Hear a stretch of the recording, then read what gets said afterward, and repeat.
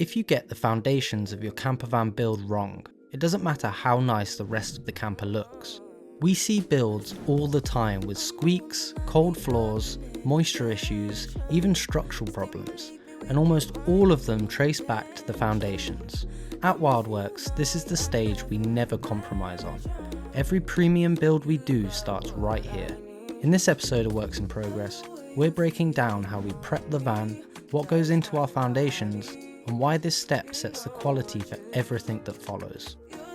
This is Works in Progress, and this is episode 13.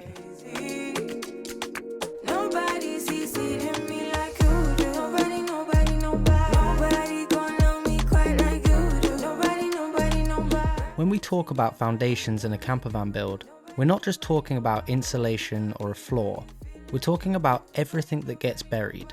Once this stage is done, you don't really see it again, but you feel it every single day you use the van. This is the part that affects how warm it is, how quiet it is, and how solid the whole build feels over time. Most of the problems people face in campervan builds don't start later on, they start right here. Cold floors, squeaks, movement, condensation, and moisture issues. Nearly all of these trace back to shortcuts taken at the foundation stage. The thing is, this isn't the exciting part of a build. You can't photograph it once it's covered up, and you don't get that instant visual payoff. But it's also the one stage that's almost impossible to fix once you've moved on. At Wildworx, this is the stage we never compromise on. We don't adapt this part of the build to suit the deadline, we adapt the deadline to suit this part of the build. Every premium conversion we do starts right here, because everything that comes after depends on it. So before we put anything in, before the insulation, before floors, the van itself has to be right. So now that we've finished last week's van tour, we're back to a full house in the workshop. We've got 4 vans squeezed into our unit. We'll take you now and show you exactly what we're doing on each one of them. We're going to start with this VW Crafter. It's a long wheelbase that we've got in. It came to us with a fixed high top roof, so it's a first for us. It's not one that we've built into before. Moving on to this one, it's another long wheelbase MAN-TGE. It's just started its conversion this week. So he's going to have the pop-up roof, and he's also going to have a rib bed in the front, a rib 86. And moving on to this one, this is quite exciting for us because it's the first Sprinter that we've done in quite a while. So it's the first one that we're going to be featuring on our channel. This one's also having a pop-up ATEC roof as well. And also we've got a new member of staff working for us. This is Johan. He's currently busy insulating and soundproofing this van. So just getting that ready for the first bits of hardware to be installed. And finally, you may recognise this one from our previous videos. This is a customer's van that left us just before Christmas, I think. They've been away, they've been on a holiday. They've got a few tweaks to make to the van, so they've dropped it back into us, and we're just doing a couple of alterations. So yeah, nice to see this van, and brilliant to see that it's been used. The customer absolutely loves it, and they've got a few little homely touches in it now to make it their own. Before we can start building a campervan, the van itself has to be properly prepared. Even when you're working with a brand new van, this stage is essential. Preparation isn't always about repairing faults, it's about setting the van up so that everything that follows is accurate, clean, and built properly. We start by wiping down the interior surfaces using solvents like alcohol. That removes any residue from the manufacturing process and gives us a clean surface with things like self-adhesive pads to bond properly. At the same time, this is where layouts get finalised, cable routes are planned, and fixing points are identified. Everything is thought through before any materials go in. If there are any holes left behind from tie downs or temporary fixings that have been removed, they're filled and sealed at this stage. Once the build starts, this is work you don't want to be coming back to.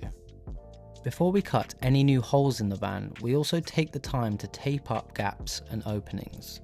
That stops swarf from getting into places it shouldn't and keeps the van clean and protected as the build progresses. And if you're working with a used van, this is also the point where any rust or existing issues are identified and dealt with before the build begins.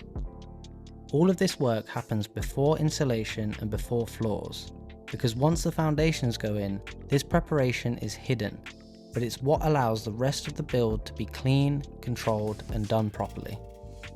With the van properly prepared, we can start laying the foundations. This is where the build really begins.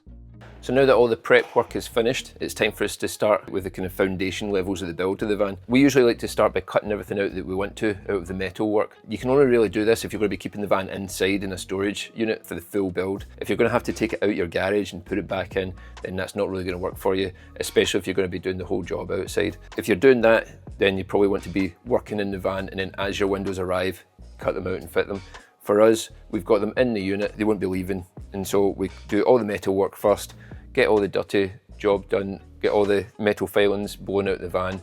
That way it doesn't sit and accumulate and turn to rust, and there's no danger of sparks or anything like that damaging anything in the van. With that all done, we then prime all the metal surfaces. We just use a primer that comes with our sealant. With the sealed edges treated, we then move on to our soundproofing and insulation. Now we use Dodo soundproofing. It's essentially just a kind of bitumen sheet with a foil covering, and it cuts very easily just with a standard blade. So we just use a little Stanley blade, cut it to the sizes and fit them onto the van. Now, these do come already on your existing panels, but what you'll find when you get a new vehicle is that you'll have a large area of flat panel and they'll just put a very small amount of soundproofing on it. And that does take care of a lot of the noise that you get from the road, but not enough for what we'd like, especially when you're living in the vehicle. You don't really need to put it on top of any panels that have a seam or a fold in the metal, because that'll take care of the sound itself. It's really the kind of bigger areas you want to go. A lot of people, I feel, go a wee bit above and beyond with this. It is very, very heavy. When you pick up a full box of 50 sheets, it's a lot of weight that you're adding onto your van. So we try and get the balance right of doing just enough of it. Now, to put this on, you want to avoid just sticking it on. It is self-adhesive back, so you peel off the back, and that is sticky. But if you just stick it onto the side of the van, it's going to fold off as soon as it's hot. So you want to use a specified roller. These have a texture in them as well, so you can see where you've rolled. This will leave a pattern on it, so you can see what you've done, so you make sure that you get the whole sheet. Once you've got that on, you can then move on to your insulation. Now we use two different types. This is a Dodo thermal liner. So it's essentially like a rubber with a self-adhesive back and a foil front. That goes onto the outside skin of the van. Now we've got it in here behind the fleece. So we cover the whole panel in that. You want to avoid any gaps as much as possible. Where you've got the joins, we then go over them with some foil tape. Avoids any sort of thermal bridging or any sort of gaps. On top of that, we then fit our Dodo fleece liner. This is the recycled plastic bottle insulation. It's different from standard loft insulation that you get, the fiberglass wool, in that it doesn't hold water. You can duck it in water and it'll just drain out the bottom. In the panels like this, it's fine. You can just kind of wedge it in where you want it to go. We like to put a little bit of spray glue in just to help it stick, especially on open panel work. So in larger areas like this where there's nothing to stop it from falling out, use a bit of spray glue and then stick it onto the wall. It works especially well on the roof as well. We don't tend to do the ceiling until we're ready to fit the interior ceiling panels, just to avoid it from coming down, but also just when you're walking through the van so you don't catch it on anything and end up snagging it. It keeps it nice and neat. Once that's all finished and you're happy with your insulation, you can then move on to fitting the windows and any sort of storage pockets that you've got. We tend to think about the things that are going to be in the panels between the outer skin of the van and the inner skin of the van. And we want to fit those areas before we put our lining on, because once you've got that lining on, you don't want to go back and have to retrofit things, because then you're cutting blind into something you can't see where the steel structure of the van is. So we fitted our double glazed acrylic unit on here. A lot of people will fit a solid wooden frame all the way around. We tend to just go for blocks where they're needed, where they're necessary. The reason we do that is because the outer skin of the van is shaped. It's not on a flat level. Some bits stick out and then they go back in. And so we only put the blocks into the deepest places, and it allows us to fit this window blind within the aperture without it bulging out into our lining. Once they're in and bonded on, you can then finish insulating round about. So this will all be insulated round about here. And then for our storage pockets, we put them on just now so that when the panel goes on, it will then come up and sit nicely onto the front and finish them off. Again, these would be harder to fit afterwards because you wouldn't know where this metal structure was, and then you're trying to feed cables for your electrics and things that are in there. So we've fitted our 13 amp socket here and our USBs in the top, and this is the wiring harness that comes for those. And so this has now been fed through, it's in position. It can be connected onto the rest of the wiring harnesses that we've got, which will go back to all our power supply. I know some people like to be able to get access to their electrics at all times in case something goes wrong or in case they need to change something, but really you only really need to get access to where the joins are. And so big runs of cable, you don't really need access into them. Once we've done that, we're also going to move on to doing the plumbing as well, because we're going to hide some of that into the framework of the van. And that will go up and across the ceiling and down, because you're going to have water at both sides of the van. You're going to have your kitchen this side, you're going to have your bathroom on this side. Although your water pump will come from one side, you also need to feed that across to the other side of the van. And this is a really good time to do that before any of the vehicle lining goes on, before any of the furniture goes in. So yeah, these are just the early kind of foundation works that you're going to put in place, which is going to make life an awful lot easier further down the build. The foundation stage is where a lot of campervan builds go wrong, because foundations are easy to underestimate. One of the biggest mistakes we see is rushing this part of the build to get to the more visible stages, like floors, furniture, and the finishes. These are the parts that feel more rewarding. Another common issue is trying to save money on materials or time here, because once it's covered up, it feels like it doesn't matter, but it does. Shortcuts at the foundation stage don't usually show up straight away, they show up months or even years later. That's when people start noticing cold spots underfoot, movement that turns into squeaks, moisture where there shouldn't be any, and by that point, the fix isn't simple. To put it right, you often have to strip the van back further than anyone wants to, which means more cost, more downtime, and a lot of frustration. That's why we treat this stage as non-negotiable. If it isn't right here, it won't be right later. Doing the foundations properly isn't about being over-engineered, it's about avoiding problems before they ever exist. Once the foundations are in, everything else starts to make sense. You now have a solid, level base that the rest of the build can reference from. Every wall, every piece of furniture, and every system we install later depends on the accuracy of this stage. If the foundations are right, everything that follows fits better, works better, and lasts longer. This is where all the time spent earlier pays off. The measurements become repeatable, the panels sit square, and fixings land exactly where they're meant to.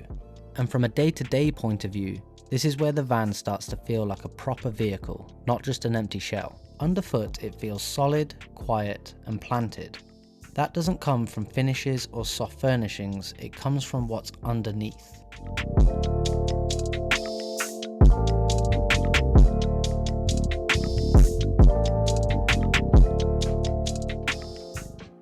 So we're really excited here because our brand new Sprinter's just arrived, and it's for our last available build slot of this year. We don't have anything left, so we're going to be building this. If somebody wants to snap it up, they can have it. If not, we're going to build it for forecourt, and it's an absolute beast. Look at the height of it. It looks like a monster truck. So we're really excited. It's going to look even better once we start covering it in all the off-road 4x4 gear on the outside. I mean, look at the size of this suspension lift. This is from factory. I mean, look at the size of the gap in that. It's absolutely huge. It's a lovely colour. It doesn't photograph well, it doesn't come off on film very well, but it's like a pebble grey. It's not as creamy as it comes out on the camera. It's just beautiful. Everybody keeps on commenting on it. But it's spec'd so high, this van. It's a really good foundation level for a really good camper. It's really important that the base vehicle that you build into, because there's no point putting a really high-end conversion and spending loads of money going into the back of the van if the front of the van's not up to scratch. Whereas this one's got every package going. It's got the heated seats, factory swivels, no bulkhead, multifunction steering wheel, all the packs that you can imagine on a van like this. It's a 4.1 tonne rating, so its payload's massive, so anything we want to put in this we'll be able to, loads of toys. But I mean, look at the height of this, it's huge. It's absolutely massive. Definitely going to need some sort of step to get in and out of this. So I'm really excited to see what we do with it. But in terms of the work that we're going to put into it, we've got a few vans to finish first, and then we're going to do a really nice design on this one. I'm really excited to build into this because it's a Sprinter, it's a fair bit easier than the Man. For starters, it's a 4x4 and it's the all-wheel drive automatic, but it's 6'4" height inside, so I can stand up in it pretty easy, which is great. But because it's the Sprinter, it's very straight back to front, whereas the M8 and TGE, they tend to kind of slope in towards the back and the roof curves down. So all your furniture units, they have to follow those curves. Makes it that little bit more difficult. Added to that, the side pods at the back, if we move around to the back here, when we fit the side pods on the MAMTG, we have to cut out the pillar work at the back. But there's no need to on this because the pillar's slightly further forwards. So it just makes it that little bit easier when it comes to converting. Look at the step up onto this, it's huge. But one of the nice little features that I'd completely forgotten about that we would spec up because it was quite a while ago is this little removable tow bar. You just lift this back bit, give it a little turn, and off it comes. Easy as that. So this van's going to be an absolute beast when it's finished. Can't wait to get it on the road. That's the foundations done. This part of the build you won't see once it's covered up, but it's the part that you feel every single time you use the van. Everything that comes next is built on this. In the next episode of Works in Progress, we start building on top of these foundations as the conversions really start to take shape. If you want to follow these builds from start to finish, make sure you're subscribed, and we'll see you in the next one.